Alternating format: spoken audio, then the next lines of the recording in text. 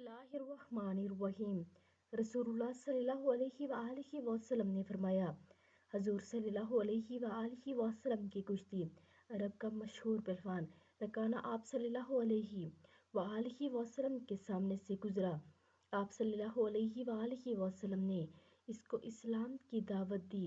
وہ کہنے لگا، اے محمد صلی اللہ علیہ وآلہ وسلم، اگر آپ مجھ سے کشتی لڑ کر مجھے چھاڑ دیں تو میں آپ کی دعوت اسلام کو قبول کر لوں گا۔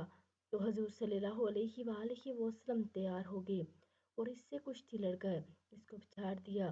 پھر اس نے دوبارہ کشتی لڑنے کی دعوت دی تو آپ صلی اللہ علیہ وآلہ وسلم نے دوسری مرتبہ بھی اپنی پیغمبرانہ طاقت سے اس کو اس زور سے زمین پر پٹک دیا کہ وہ دیر تک نہ اٹھ سکا اور حیران ہو کر کہنے لگا کہ اے محمد صلی اللہ علیہ وآلہ وسلم، خدا کی قسم آپ کی عجیب شان ہے کہ آج تک عرب کا کوئی پہلوان میری زمین پیٹھ پر نہیں لگا سکا، لیکن آپ صلی اللہ علیہ وآلہ وسلم نے دم میں مجھے 2 مرتبہ زمین پر چھاڑ دیا۔